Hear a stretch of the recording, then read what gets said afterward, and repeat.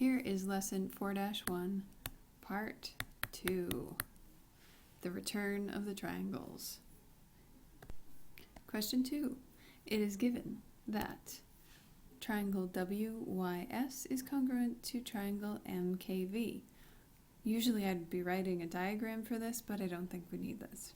Even need a diagram, because they give you a little bit of information and want to know a little bit more.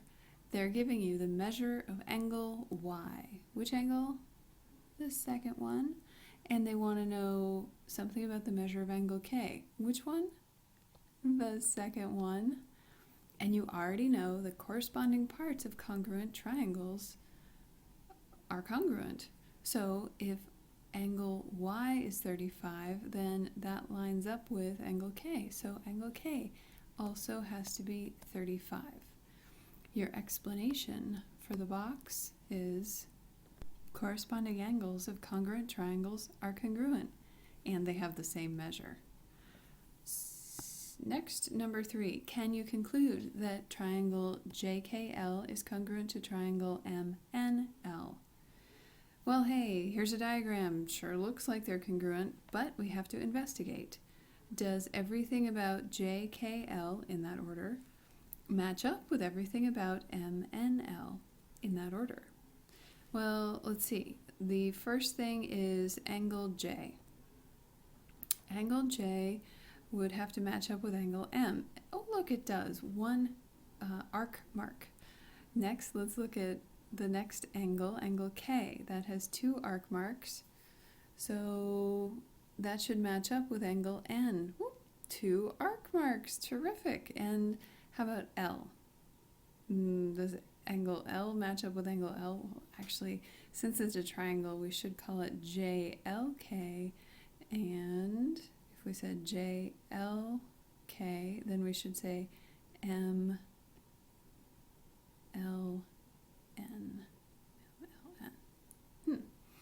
Well, we have the arc. The angles are congruent, and incidentally, right in here, these guys would be congruent because they are vertical angles again. I'm so glad you learned about vertical angles way back in chapter 2. But we're not done. Let's clear this up a minute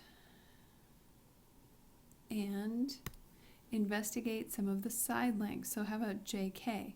Well, JK matches up with MN. We don't know anything about that from the diagram. There are no hatch marks to check. So let's move on. How about KL? K to L. Hey, there's 1 hatch mark. So what should I be expecting for NL? I'm expecting 1 hatch mark, but instead I get 2, which is double the number of hatch marks, and if it were money, that would be great to double your money, but it's not. So we have 1 hatch mark here, 2 hatch marks here, then these are not necessarily congruent. So just by looking at the diagram, no, we cannot conclude that these are congruent triangles. More specifically, your answer for the box will look like this. Nope, because the corresponding sides aren't equal, and we knew that because the hatch marks did not match. Next page. Let's prove some congruent triangles. Here we are given a bunch of parts, and we have to conclude that the 2 triangles are congruent. So, how do we do that? Step 1, roll up your sleeves. This is a 2-column proof, and this is like a real one. So we're going to make some statements, and we're going to tell the reason for that statement. First thing, segment CG congruent to segment DG. Well, that happens to be up here in the given. So the reason is given, and the reason for that is given. Sorry. Next, CN congruent to DN. Oh, look at that, another given. And GN congruent to GN. Did I just say that? GN congruent to GN? Yeah, and it's not in the givens. So why can I say that something is congruent to itself? Well, way back in chapter 1, that would have been called the reflexive property.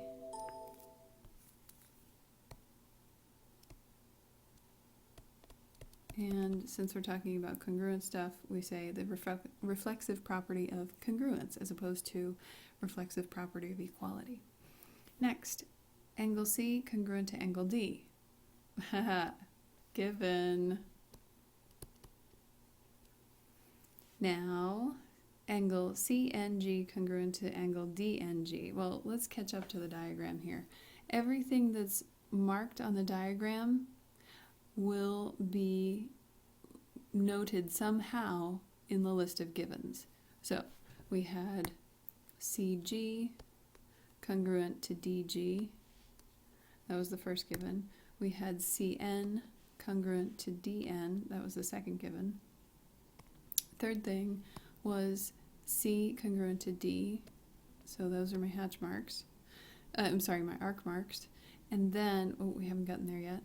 The last thing will be about this perpendicular intersection of GN and CD.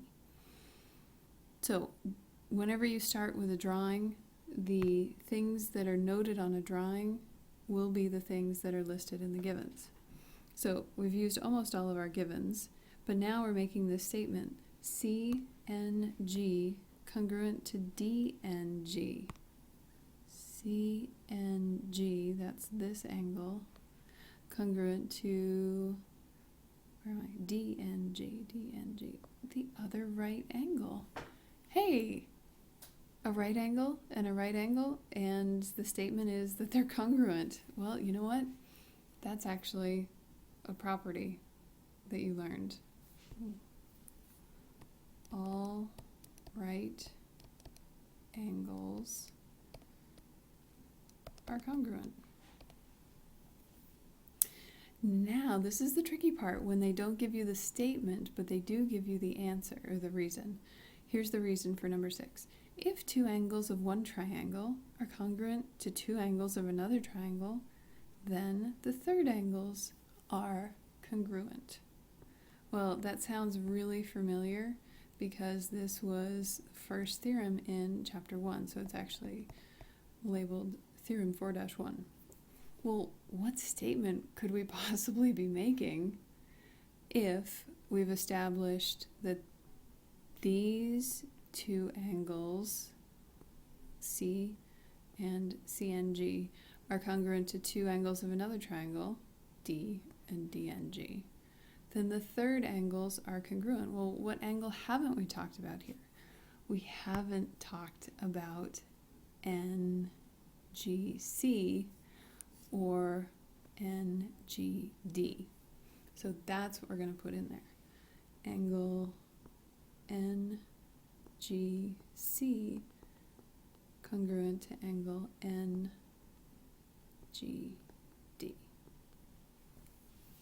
So that's the statement I can make if I'm backing it up with if two angles of one triangle are congruent to two angles of another triangle, then the third angles are congruent. So lastly, I've proved, or actually most of this is given, but we've got 3 sets of sides that are congruent. We have 3 sets of angles that are congruent. So that means we have the definition of congruent triangles, and that's how they named them, CNG congruent to DNG. So this is definition of congruent triangles. Last one. Now we get to do a proof all by ourselves, filling in the statements and the reasons. I'm going to guide you through this. Typically, we're going to list all of the givens first as statements, and under the reason, we just put given. So you could do that, but we're going to split it up a little bit. First, let's talk about the angles that we are given. We've got angle A congruent to angle D, angle E congruent to angle C. Those were given. Now, if we keep with this idea from this one, that we're trying to prove all three sides and all three angles are congruent. Well, I've got two congruent angles already. Let's go for the third. What's the third angle in this diagram? Well, this is angle A with one arc mark matching up with D, one arc mark. Angle E with 2 matches up with C over here with 2. So that means the third angle is right in here. Angle ABE. I've put 3 arc marks in there for you. Messy a little bit. So that would have to match up with the other side of this B angle, and I'll name it DBC. And I've put the arc marks there. So, and I know that they're congruent. Why? Because they're vertical angles. So let me write in those actual names here. We're going to say ABE is congruent to DBC.